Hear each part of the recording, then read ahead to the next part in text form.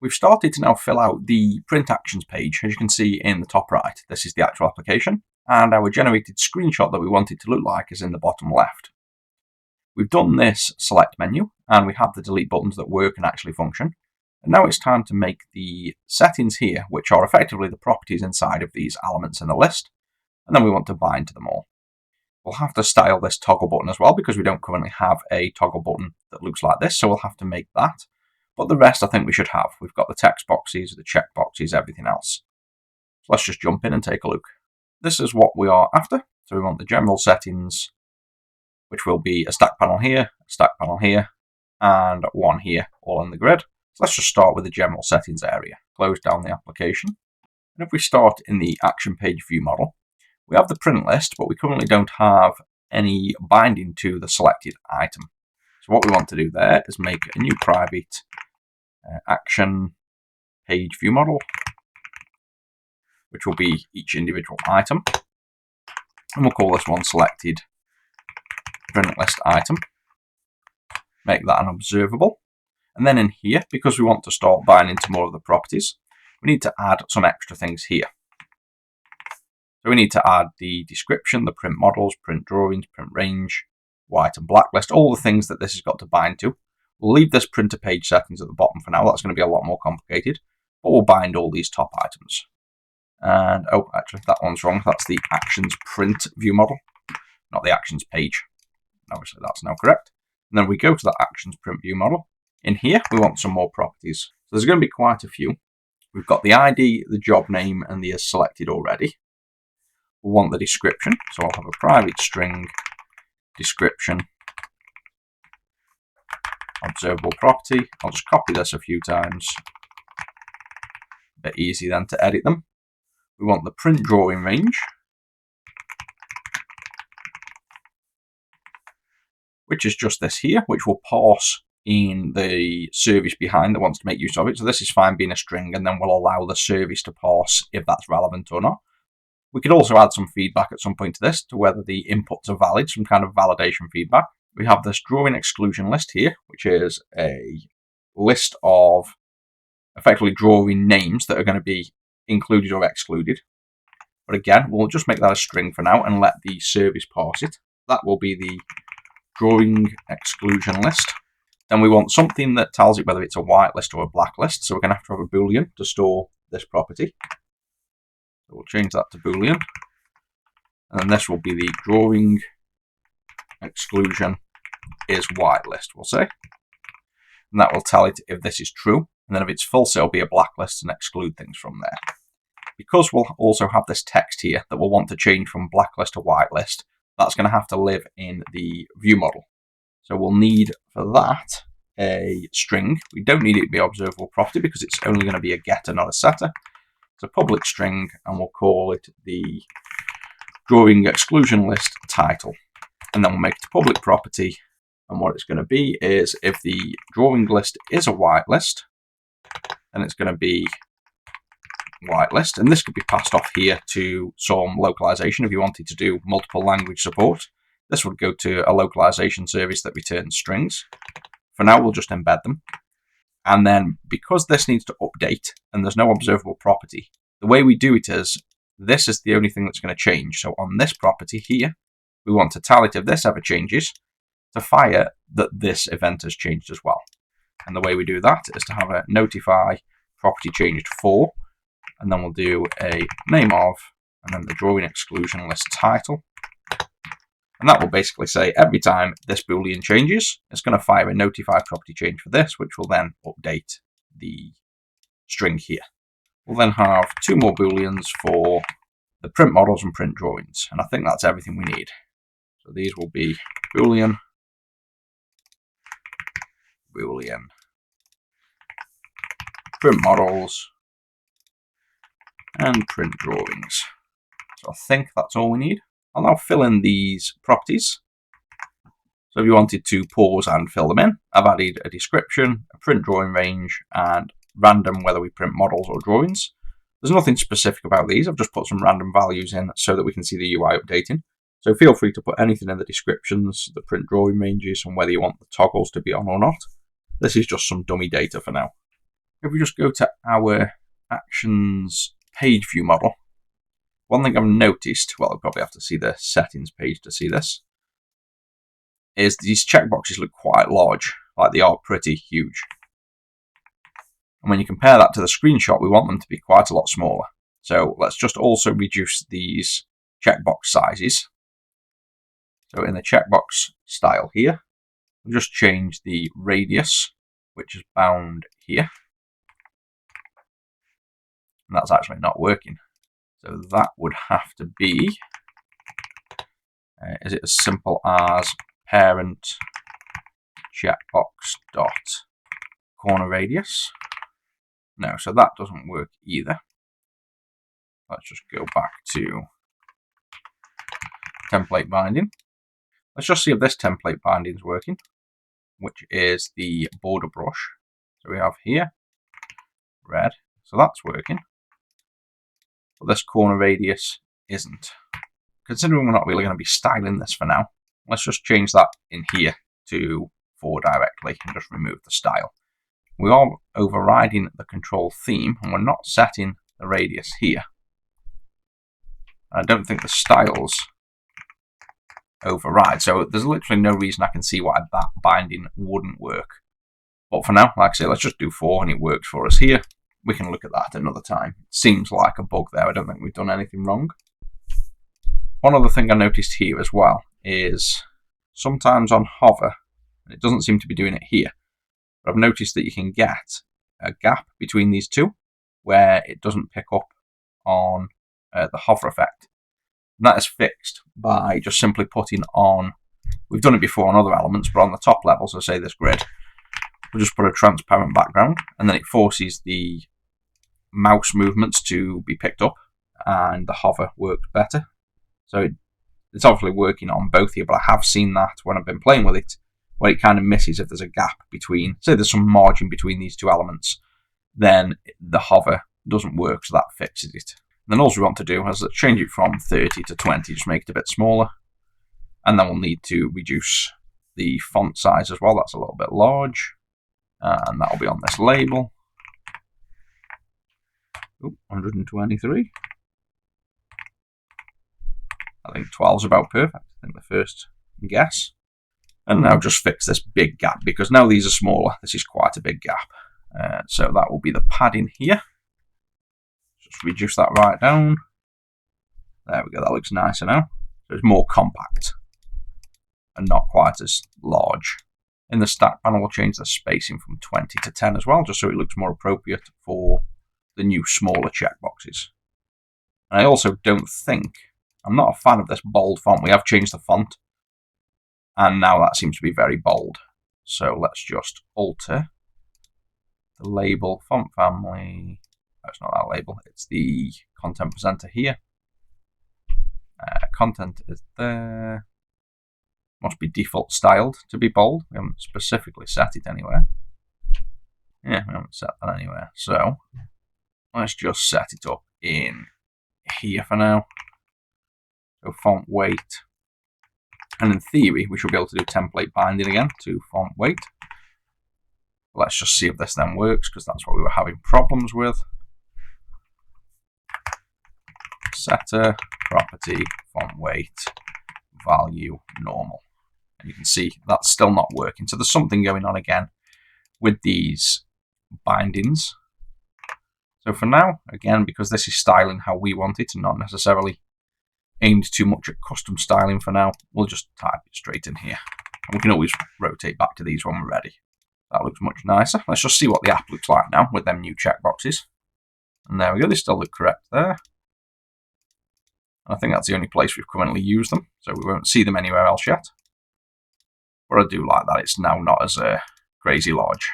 One other minor thing, and then we can move on to the actual toggle switch and the UI, is I've noticed, see there's no gap at the top of here. We want to put a little bit of padding on. So for that, we'll just do it in this tab control, and we'll just put some padding of maybe 15. There we go, so that's now got a nice space. I think we're good to start laying out this UI. Let's go into the actions print view, which is the one we want to now work in. The first thing we want to do before we forget is on this list box here, we want to make sure we're now binding to that new selected property. So selected item wants to be bound to the selected print list item. This spacing as well, all just about these paddings and margins being right. The grid doesn't have the spacing, but we use these kind of sub columns and rows to do spacing. But this header here has got too much gap above and not enough below. So we'll fix that just straight on the text box for now.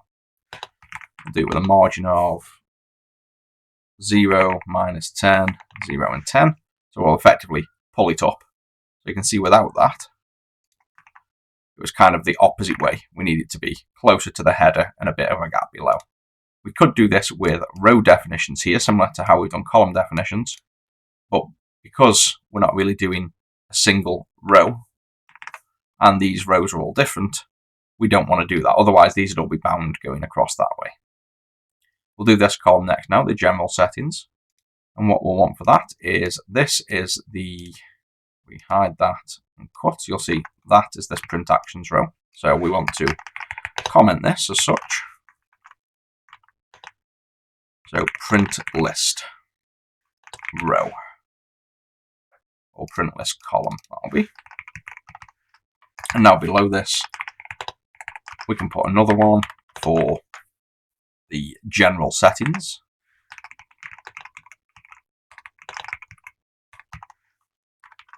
In here then, we'll start with the stack panel. We'll put it in the column 2. So 0 is this one, 1 is the padding effectively, and 2 is now the next column we want. And because it's a stack panel, we can make use of the spacing, so we'll just chuck some general spacing in there for now. We want the label with a class of h2. We want the content to be general settings. Then similar to the other one, we want a text block. We want the margin to match, so it matches this one here, which was 0, 10, I think, 0, -10. Or was it the other way around? No, I think it was 0, -10. Closer at the top, more at the bottom. And then the text in here wants to match this one. So set the main properties of the print job. This is not enough space here either. You can see there's barely any. So we'll change these 10s. Yeah, 30 seems about all right. Yeah, it's a nicer spacing. Below this then, because we have effectively like a label, a text box, a label, a text box, we'll make this a grid with 2 columns. So we'll do a grid, column definitions. We'll fix the first one here to something that will fit in. So 100 and odd, say start with about 140. And then the next one to take up all the space. And then for the rows, we can put padding on items, but we might as well use the rows with spaces here as well. So we'll do an auto row, then a 15 space, an auto row, a 15 space, an auto row. So we'll do row definitions, auto, 15, auto, 15, auto. And then inside of here now we want a label, a text box, a label, a text box. So let's start with the label, content, this would be name, or in fact, yeah, the content will be name on this one, job name. We'll specify the grid rows and columns. So we'll do grid.row is 0 and grid.column is 0. And then we'll make the vertical alignment center to line up with the center of the text box on this one.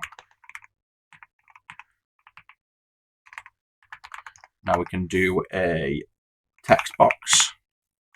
Same again, we'll do grid.row, and that will be on 2 now.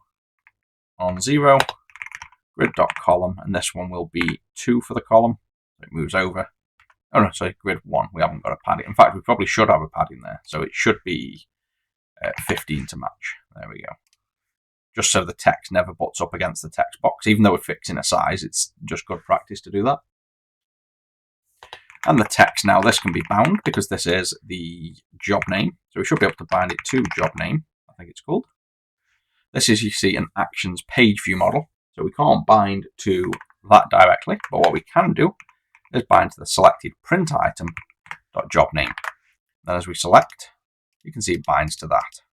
We want to repeat that for this one, and it's just got a different height. So we can just copy and paste this over, change this to description.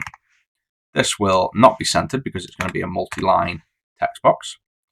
The row will be 2 for both of them. This will be bound to the description, which we should see. There we go, it's got a different binding. And then we just want to set the height of this box. So let's just do, say, 70. We want text wrapping as well. So it wraps around. There we go. Maybe make that a little bit bigger. 80. And then now we want the print models and print drawings. And what we want for this is we'll have a stack panel in this second column, and we'll stack horizontally. And then we'll put a checkbox, a label, a checkbox, a label. And then we'll put a checkbox here and a checkbox here. So we'll have a stack panel. This will be grid.row, and we're currently on row 2 there. So if we look at the rows here, you've got 0, 1, 2, 3, 4. So it'll be row 4, and grid.column will be 1 because we want it over here. Again, if you're struggling with the grids, you can just go up to here and put show grid lines to true, and you can kind of get a gauge for where it is. So we've got 0, 1, 2, 3, and then the 4th row is here. And the column is actually column 2, not 1, because I forgot about the spacing one here. So now we should land here. And then inside of the stack panel, we can now put the checkbox. And you can put the content to print models. And another one to print drawings. You could leave them like this, but we want to try and fit them left and right in here. So what we'll do is do orientation horizontal. We'll hide the show grid lines for now. And you can see this is way oversized at the minute.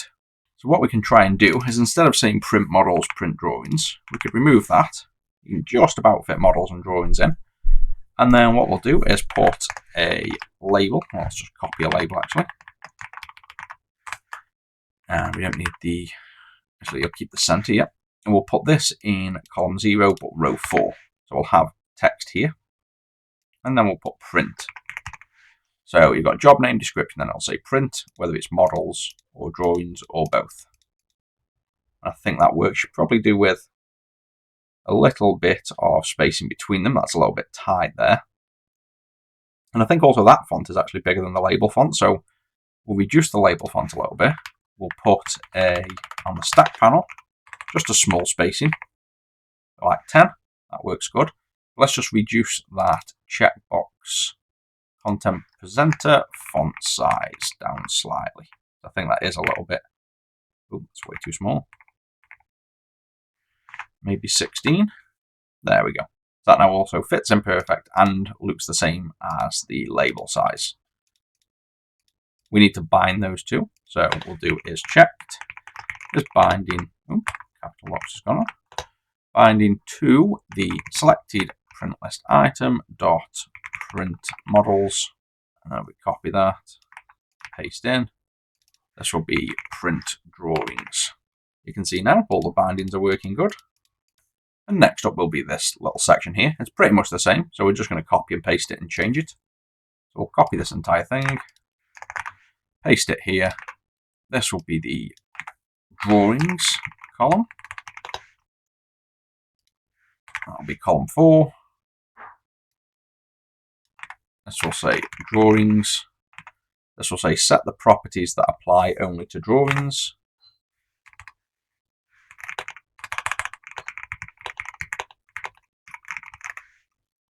Then we've got a section in here, which can just be print range.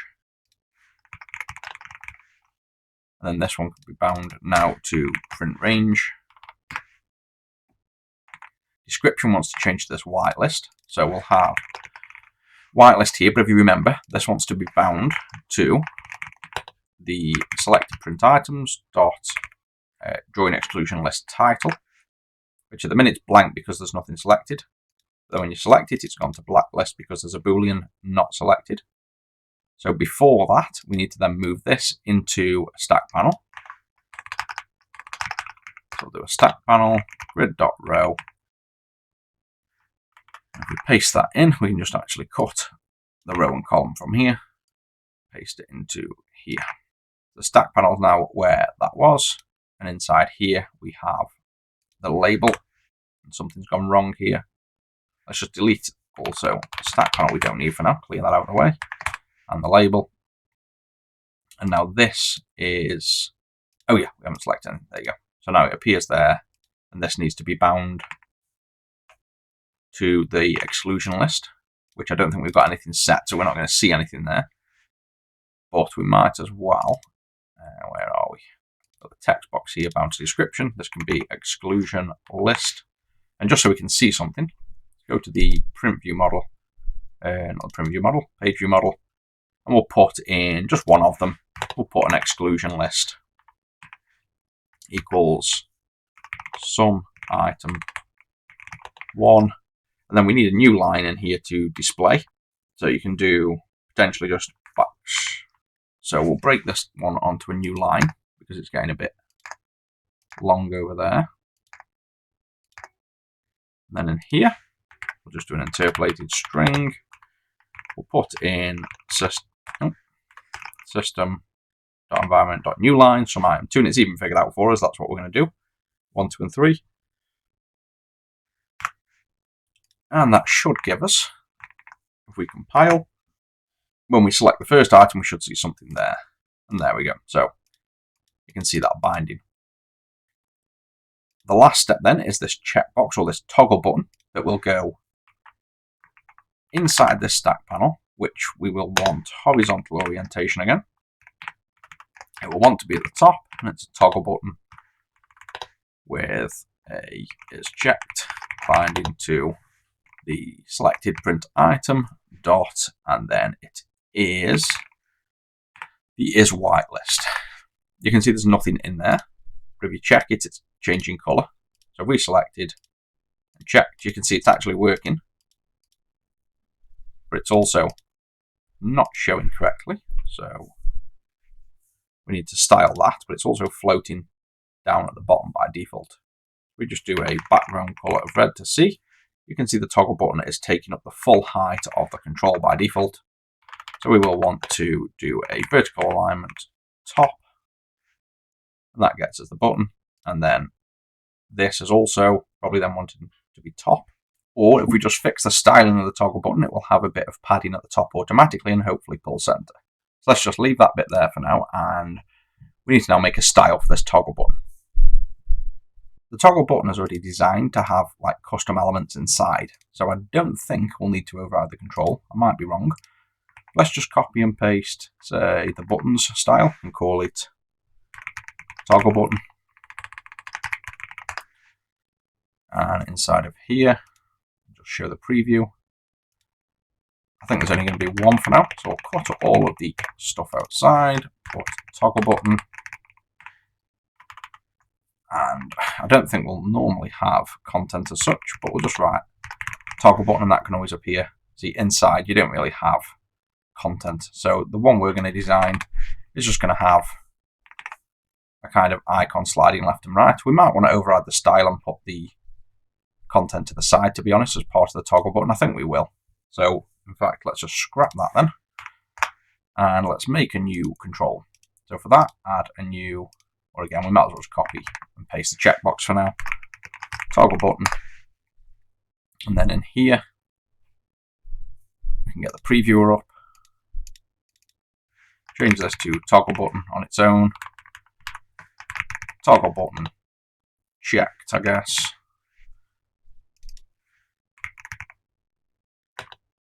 And toggle button unchecked. I think it's almost going to be the same as all the, you can have all the same kind of styles. I don't know whether we really want a 3-state. I guess you could have a 3-state toggle button. We could go the whole way. So it really is very similar to checkbox then in this instance. And then all the same again, but with everything disabled. There's actually quite a lot more to this toggle button than I originally suspected, to be honest.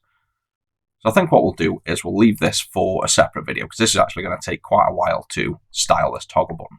And if we take a look at the actual UI at the minute, we have done all of the UI that we need, except for the actual toggle button. So it all binds, it all toggles nice.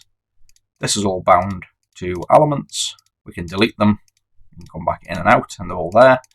We obviously need to handle the new element, and a default state when there's no element. This should probably be disabled until we have something selected, or this could change to some descriptive text that tells you to, select an item from here, kind of an introductory if you don't have something selected. So this could be an introductory page that appears saying, would you like to create a new object? If so, click buttons. But that's it for this one, and I think we'll do the toggle button next.